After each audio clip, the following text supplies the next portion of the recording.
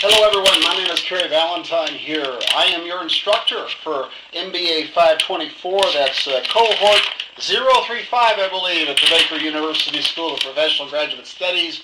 Get the cohorts confused sometimes, but I am your instructor. I've been the guy here putting you through this persecution in our Principles of Organizational Management class here. And normally I would have came on screen a little bit sooner and gave you some sort of a synchronous video or some sort of a live, kind of media feel to our class, to in addition to the asynchronous work that we're used to doing in online learning.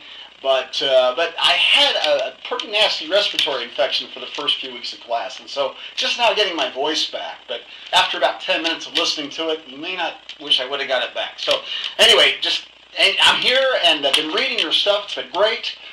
You're using good online scholarly sources. You're getting into the databases. That's excellent. You're getting some good stuff, peer-reviewed. That's graduate study type material. And that's excellent. So, in fact, in the last week, if you'll notice, I didn't have to put my normal little reminder notes at the beginning of the week's content because everybody was going along so well, and the few that did have trouble were personally corresponding with me. So that worked out really well, and you've been doing good, and keep it up. Get just 2 more weeks, and we got a week, and then, of course, the New Year's and Christmas break. So after that, we'll be on our last week just like that. So you would have been done with the first full class here in the MBA graduate program at Baker University SPGS. Just a couple of 2 or 3 house cleaning issues that we need to kind of take care of to begin with here for the rest of the week, for the rest of the class. It's Sunday evening right now tonight.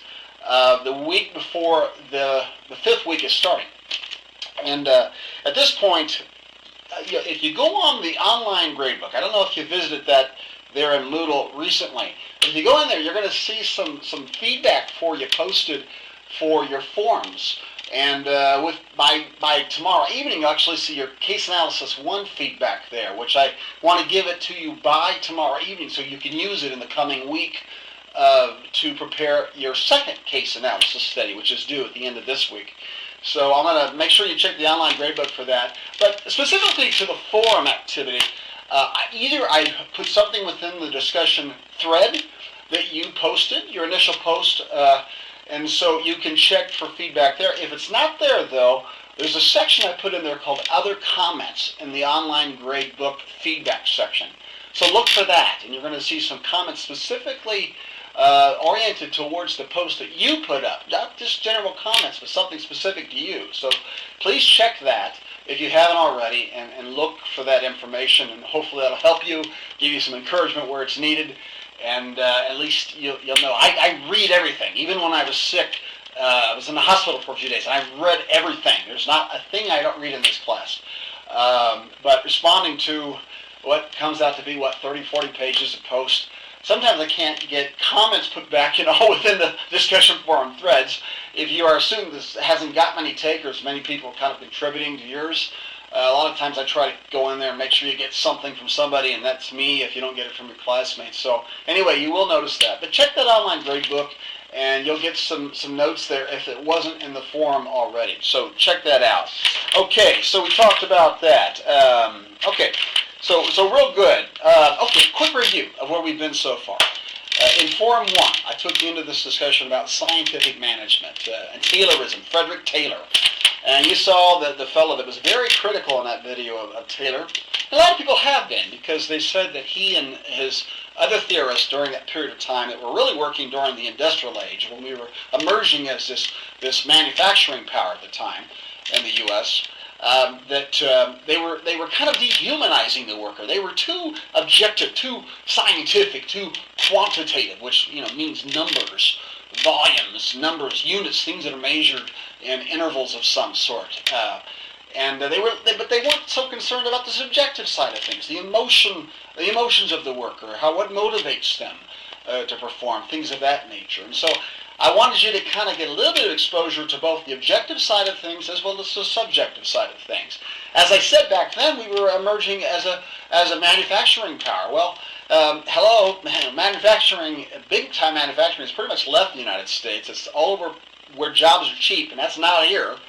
And so that being the case, we become more of what they call a knowledge-based economy, or some will say service-based economy. So it's become especially important now that we're communicating more to make money and sell products and services, is that we have to get people kind of emotionally intelligent is a popular thing we talk about these days in organizational sciences. And so we have to address both sides of the objective, which again is that real scientific quantitative stuff, and the subjective, which is more about how humans interpret things, how emotion maybe influences a person's way of perceiving or receiving information, or guidance for that matter, or also their cultural background, their educational background. All of these things that make a person unique tend to be more of what we call the subjective-based perspective, that we have to be aware of both of those things. So in Form 1, you did a great job looking into that stuff, so I was really happy to see that. So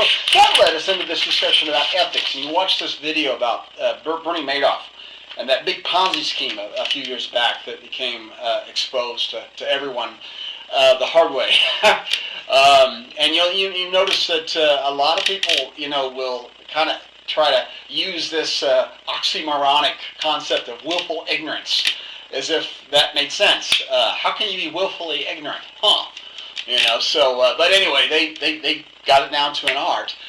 And you did a great job of kind of analyzing that, looking at the scholarly pieces that are out there and trying to deal with this concept of willful ignorance. The point of it being that, in America especially, we tend to want to segregate a big problem of fraud to one individual, namely somebody who made the most money. But the truth is, the way small frauds become big frauds is because a lot of people are benefiting from the scheme. So that's the reality of it. Ethical breaches like that run deep. And to presume that one person, because they made the most money, or who at the top had the biggest paycheck from the whole deal, is again kind of an emotional or subjective way to interpret it. Objectively, if you study ethical breaches, they go very far beyond just key executives. And so middle managers have a special kind of difficulty in dealing with that, because they're kind of sandwiched between the staff that they supervise and the executive committee that they probably respond to. So that being the case, you have a whole special challenge of dealing with ethical conduct and trying to keep things clean.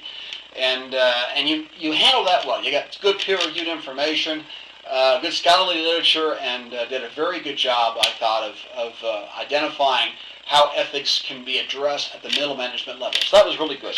Now, Forum 3, let's see. I've got to make sure I got my notes here right. Yeah, Forum 3. We spoke about this problem of management bias.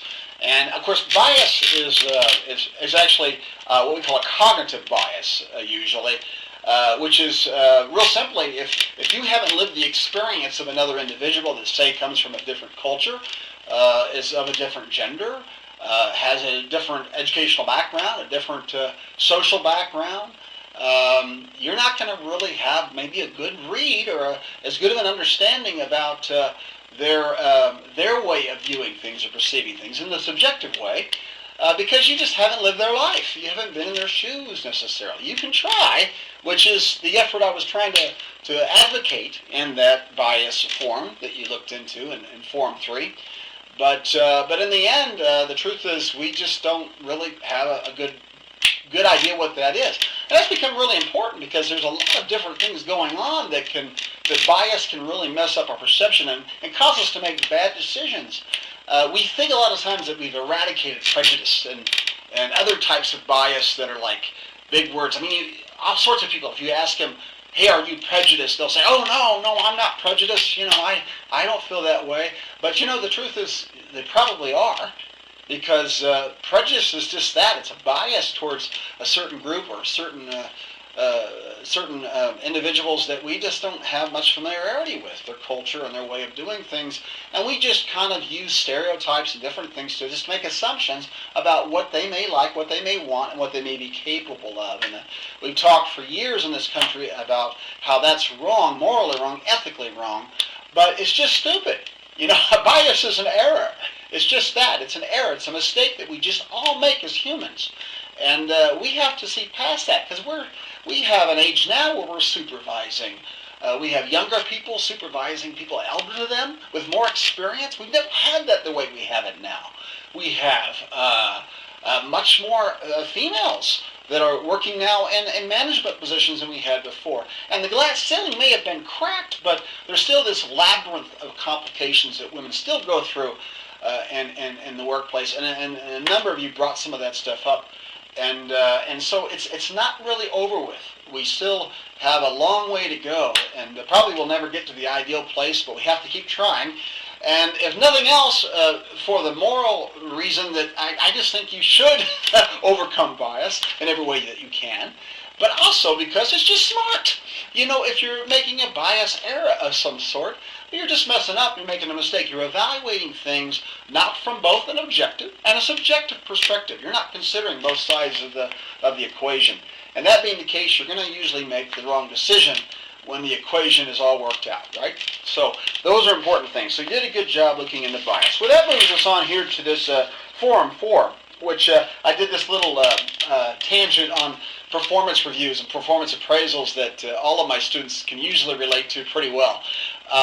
You know, most managers that I know, if you ask them, were you ever really taught by anyone in your organization, or any of the organizations you've worked with or managed within or whatever, how to do a performance appraisal or a performance review, or deal with performance constructively, even outside of the performance review process?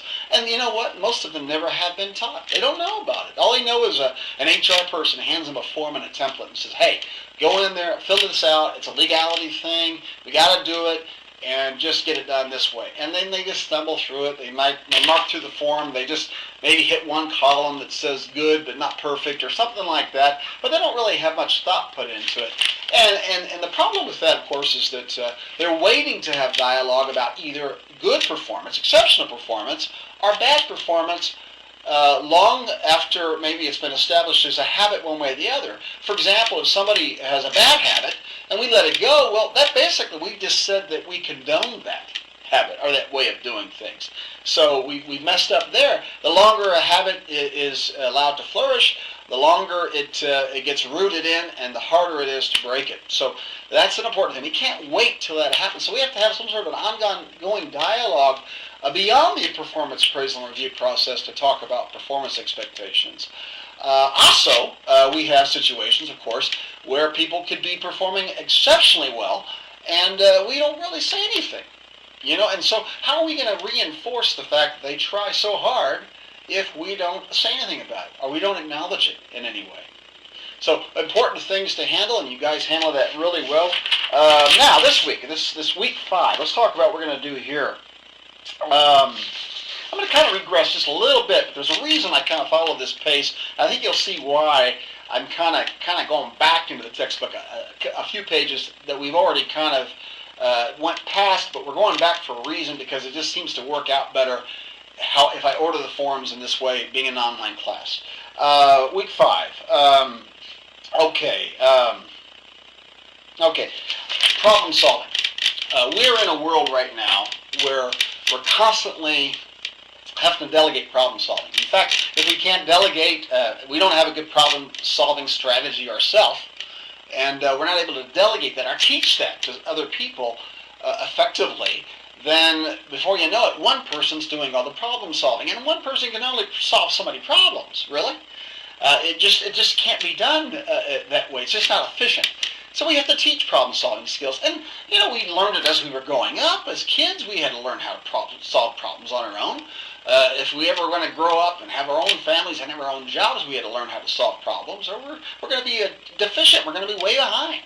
So all of us have had to learn some sort of problem-solving skills. But how do we teach that? Well, maybe we're used to teaching it to our children and working at that. But how do we teach it to those that we supervise or we work with? This is really important because, for example, I have a friend that is the dean of a anesthetist school out east, and he tells me how things have changed in the anesthesia process these days. I'm not in healthcare. My wife is. I know we have some physicians in our class, but anyway, he's kind of told me is that what's happening now is that you have one anesthesiologist, a person that is basically the supervisor, the person that used to be the one that always had to administer the anesthesia before. And because of technology and better tools and better drugs, now they can use nurse anesthetists that are supervised by an anesthesiologist. And so basically delegated that to a group that maybe has a little less training, but they're competent to do these things. Well, that anesthesiologist can't be, if he's got 5 outpatient operating rooms going on, he can't be in all five at one time. Probably in front of a computer screen and monitoring things from a central location, but can he be there to solve all those problems in every single situation? There's going to have to be some problem-solving skills that they're going to have to learn about. And that's why they go to school and spend a lot of money and a lot of time to find out how to deal with that stuff, at least at the basic level, so that those outliers, those unusual occurrences, will be things that maybe then the anesthesiologist that's supervising might have to come in and help with. But this is just an example of how we have to delegate problem-solving skills. So here's what we're going to do. I want you to go back in your experience, in your career, and narrate some sort of a problem-solving scenario that you had to work with other people to solve. You know, what did you have to work with other people to solve this problem, like within a team maybe, or within some sort of a group? How did you do that? How did you reach consensus? How did you get to a point where you could say you had a model for solving problems down the road from one particular occurrence? Of course, please don't use names of personnel. We don't want to do that. Or, don't necessarily say a name of an institution because we have to keep with privacy. But if you could just kind of use that experience and kind of loosely reference it without, again, saying those names or violating somebody's privacy, I'd like you to narrate that experience for me and tell me how you may have successfully solved a problem and how potentially maybe you didn't solve the problem the way that you wanted to. If you did solve it, what kind of a problem-solving matrix did you use? Was it the Ishikawa diagram in the book? Was it some other type of a problem-solving model you had learned? Or did you just kind of do it improvisational kind of thing? And was it optimal? I mean, even if the thing worked out okay, was it the best decision in your mind and reflection that should have been used? All of these things are what we need to find out, excuse me, to more effectively solve problems ourselves and then delegate that to the other folks that we have to deal with and to teach them or mentor them through problem solving on their own, so that everyone will be more efficient, will be much more effective as managers, and again, hopefully as parents even.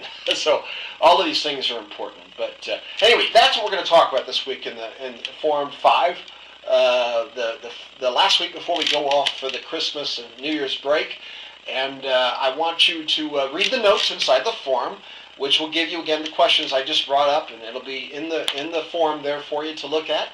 And there'll, again, be the specific assignment instructions that I know you're all pretty much used to now. And look at that, and if you and post your responses like we normally do. The first initial post is due on Wednesday evening, and the response to classmates due on Friday of this week. So put that in there. If you need me, contact me, email me. Got my voice back.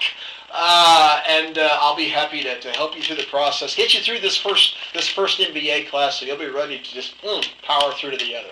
Take care. See ya. Bye.